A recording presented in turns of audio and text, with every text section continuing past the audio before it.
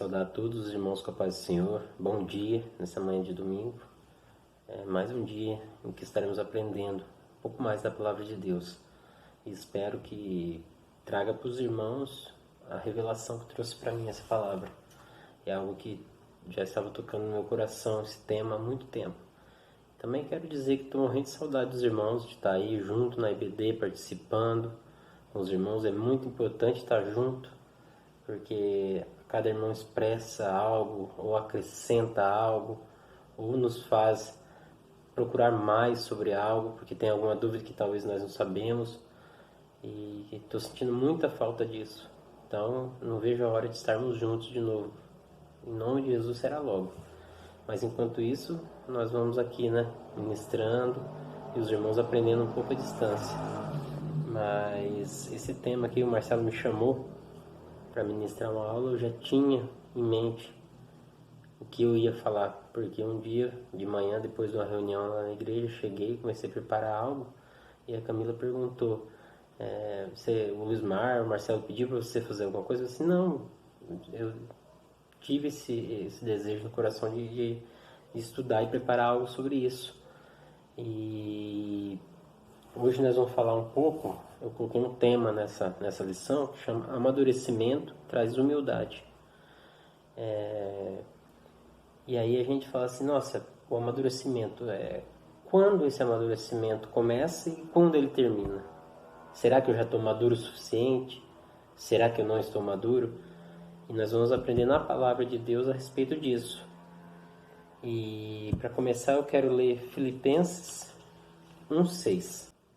Tenho por certo isto mesmo, que aquele que em vós começou a boa obra a aperfeiçoará até o dia de Cristo Jesus. Eu tenho uma outra versão aqui também, que eu gosto de ler em duas para os irmãos ficarem mais a par do que quer dizer realmente esse texto. Estou plenamente convicto de que aquele que iniciou a boa obra em vós há de concluí-la até o dia de Cristo Jesus. Então, essa obra de Cristo em nossa vida, do Espírito Santo, ela termina quando? Quando Cristo vier buscar a igreja. Até lá, nós a cada dia temos que amadurecer. A cada dia temos que melhorar cada vez mais e mais. E esse amadurecimento, ele vai nos trazendo humildade de entendermos que precisamos cada vez mais. E é isso que eu quero abordar aqui nesse momento, nessa lição. E eu estava pensando a respeito sobre aquela palavra, a palavra da semeadura lá, do semeador, a parábola do semeador. E aí fala que a semente caiu em terra boa e produziu.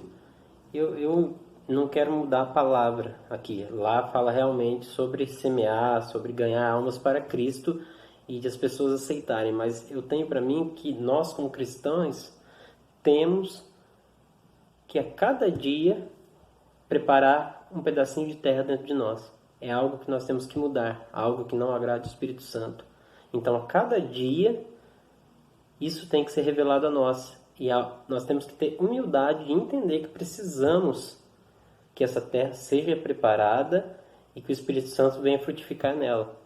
Então, a cada dia... Então, irmãos, não fique pensando... mas então eu não vou ter salvação. Não, a partir do momento que você aceitou a Cristo, você é salvo. Mas você vai caminhando e melhorando a cada passo. Você sempre vai estar melhorando. E nós vamos falar sobre essas duas pessoas que são exemplos fantásticos a respeito disso. Que fizeram grande diferença na obra, mas melhoravam a cada dia. Erravam, melhoravam, erravam, o Espírito Santo tratava. E o primeiro exemplo que eu quero dar aqui, eu quero falar um pouco sobre Pedro, que acho que todo mundo conhece essa história.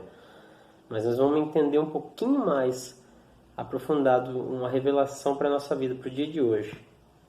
E eu quero ler primeiro eu quero ler em Lucas 22, do 31 ao 34.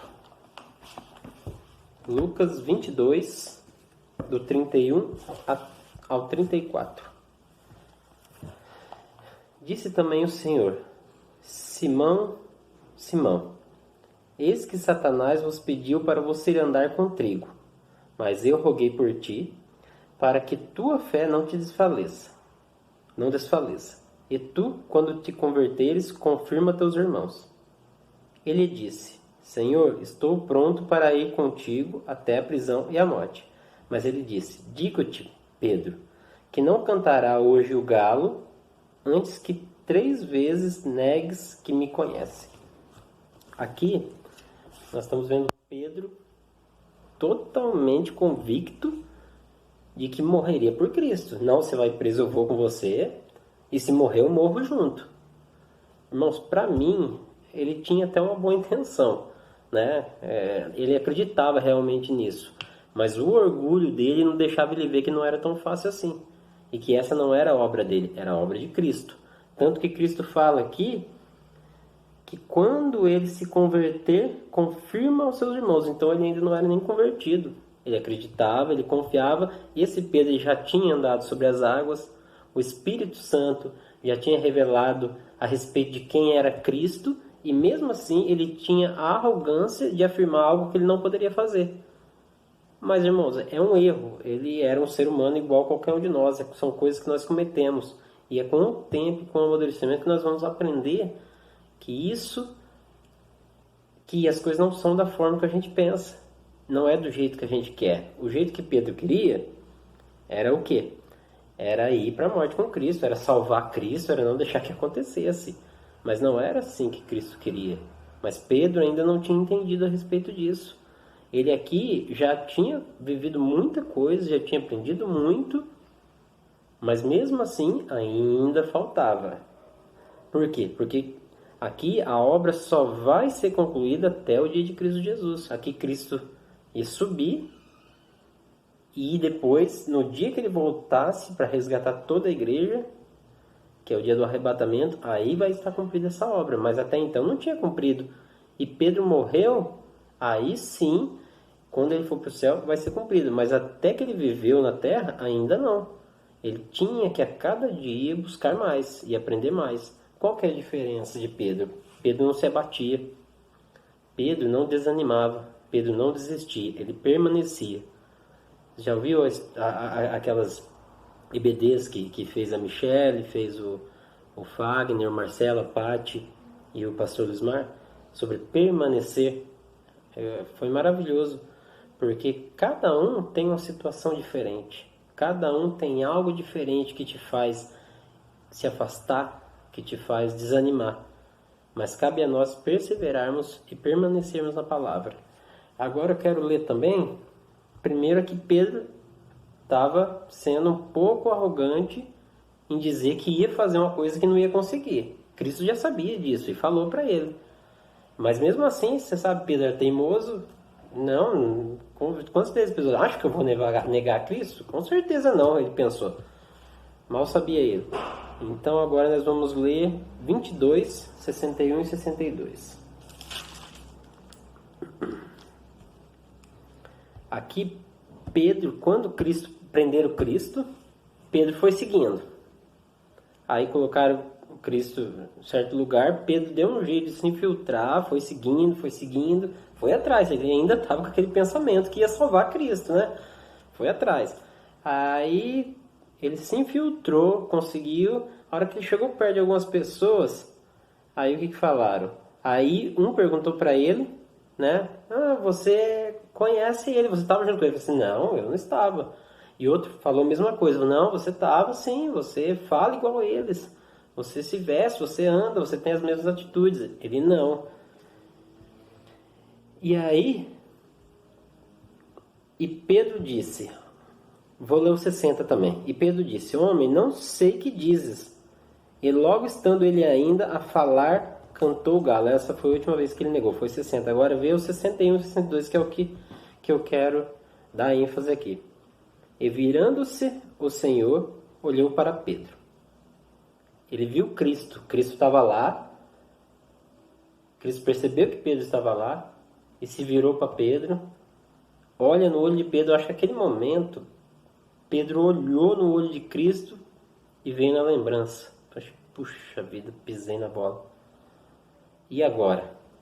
E Pedro lembrou-se da palavra do Senhor, como lhe havia dito. Antes que o galo cante hoje, me negarás 3 vezes. E saindo Pedro para fora, chorou amargamente. Imagine a decepção desse homem, que ele prometeu que ia fazer uma coisa, não fez.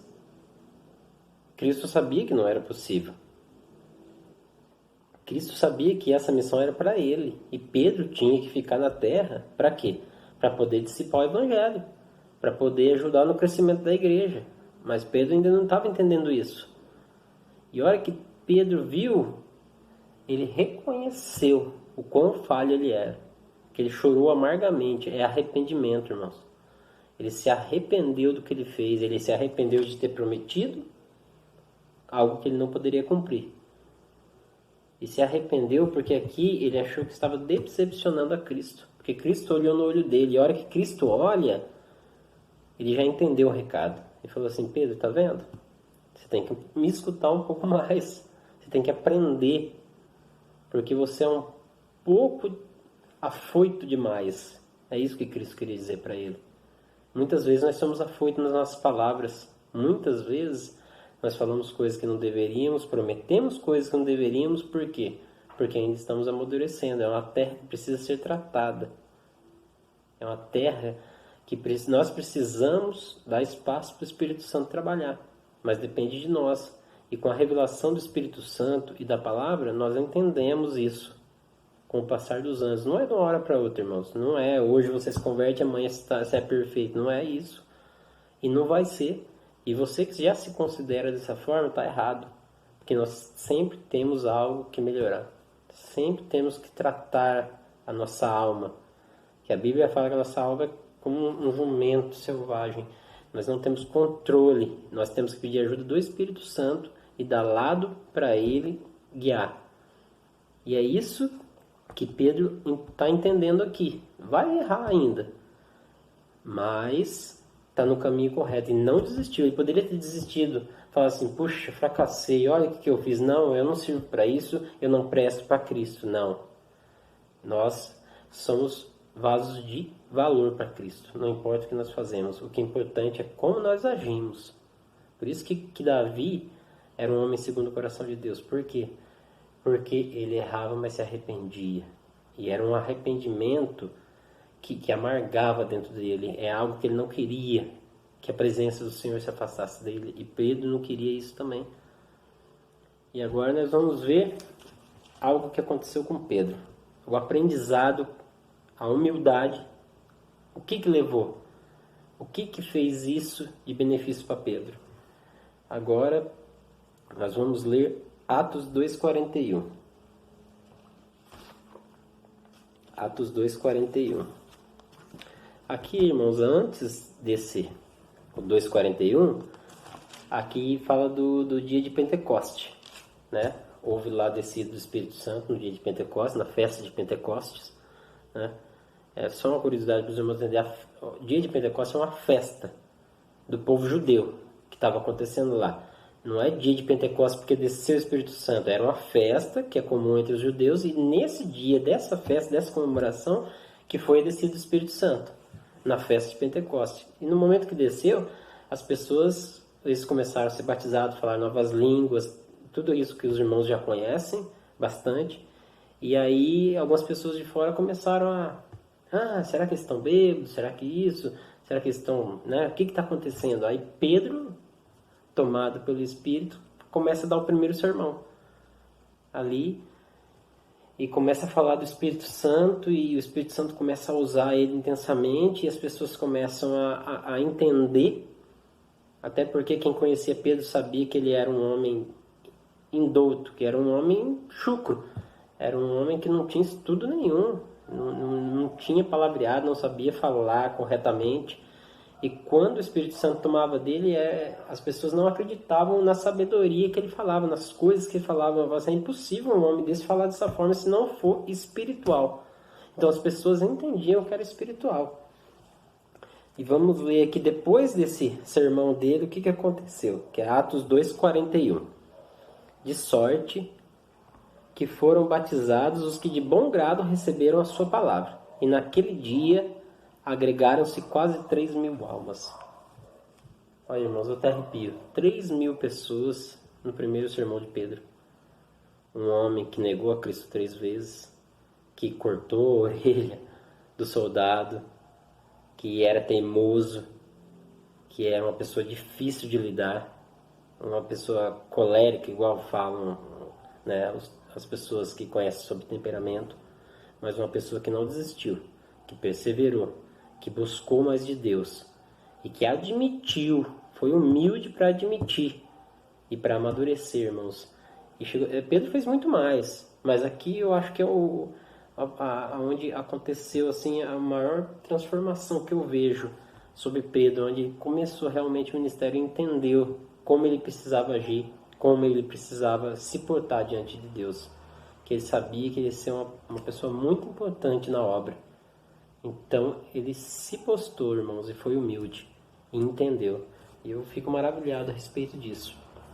E eu quero falar também sobre um outro homem chamado Paulo. Acho que a gente conhece pouco ele, né? Paulo e Pedro são duas referências para mim sobre homens de Deus que aprenderam muito, que amadureceram muito e que foram muito humildes. E eu quero ler aqui primeiro sobre Paulo em Atos 15. Atos 15. Atos 15, do 36 ao 40.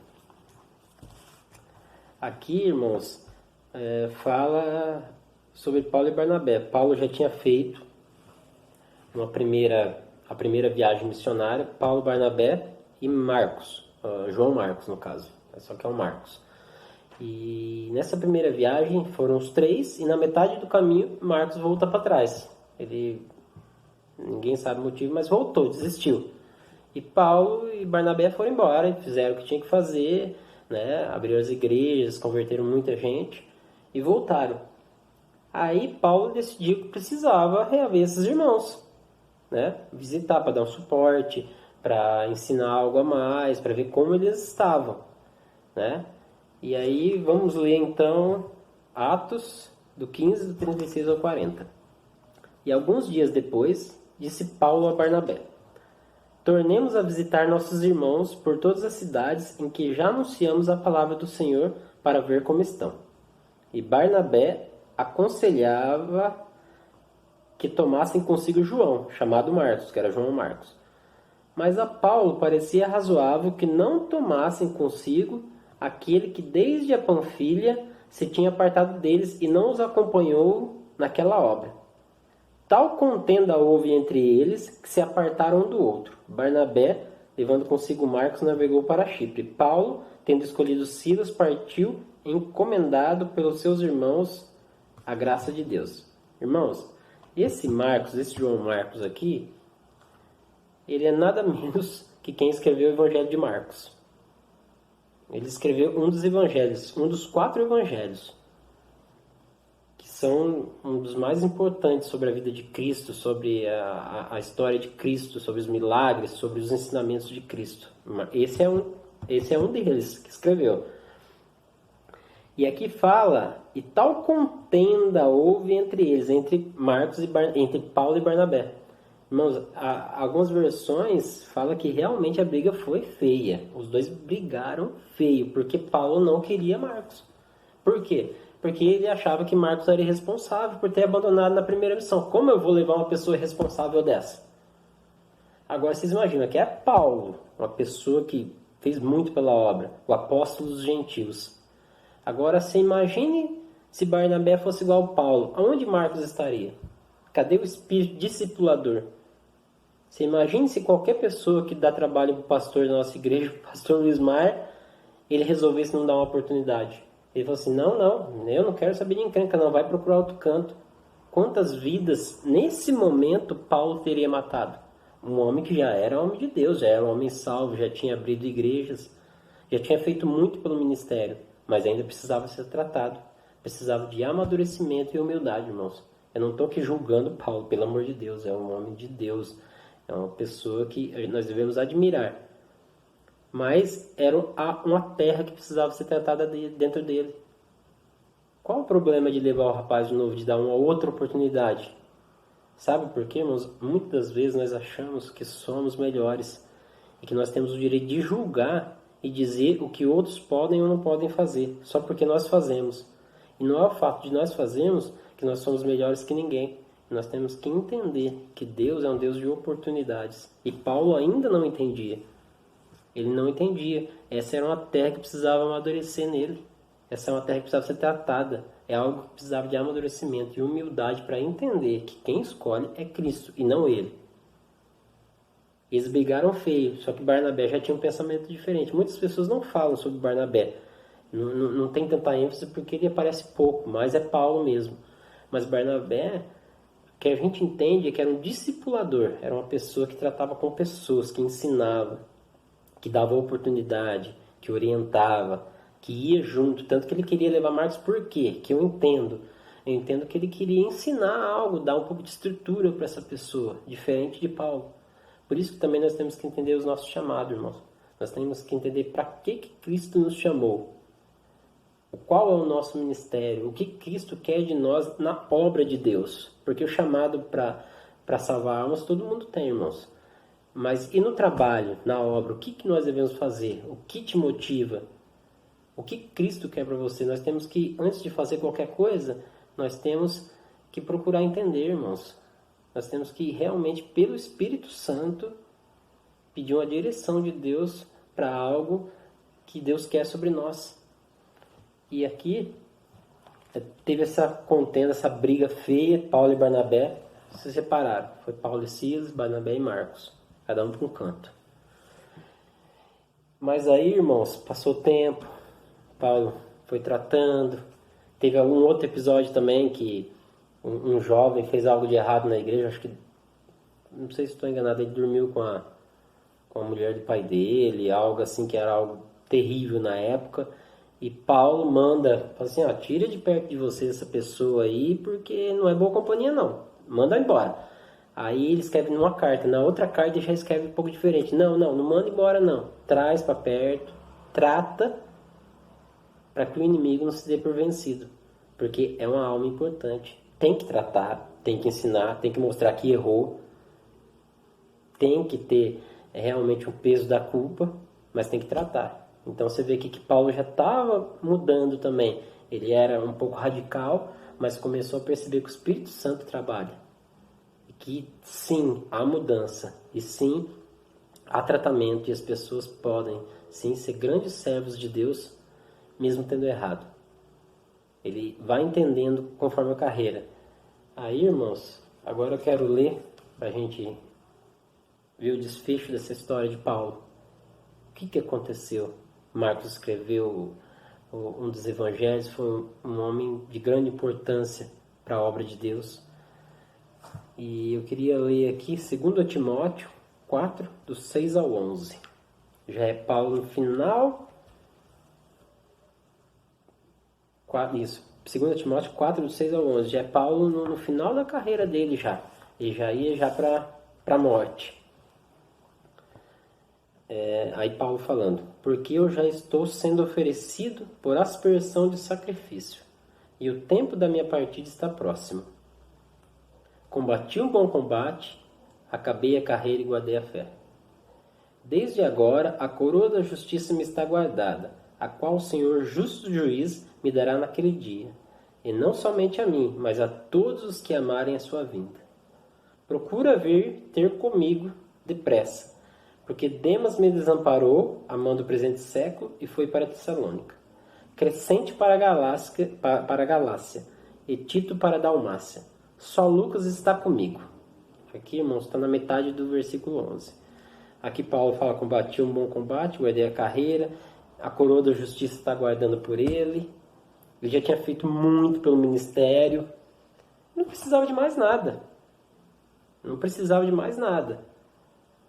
Ele já tinha feito o que ele podia fazer. Ele se esforçou no máximo, ele deixou tudo para viver o Evangelho de Cristo. Mas mesmo assim, ele quis falar algo antes, para mostrar para todo mundo que a vida dele foi tratada, que ele mudou, que ele é uma pessoa que entendeu o trabalhar de Deus, foi humilde para admitir. E aí aqui ele fala no versículo 11, que é o último. Só Lucas está comigo. Toma Marcos e traze-o contigo, porque me é muito útil para o ministério. Está aqui o Marcos que ele não queria levar. Aquele Marcos que ele não queria dar oportunidade, mas Barnabé deu. Aquele Marcos que escreveu o Evangelho. Aquele Marcos que ele brigou feio com Barnabé para não levar.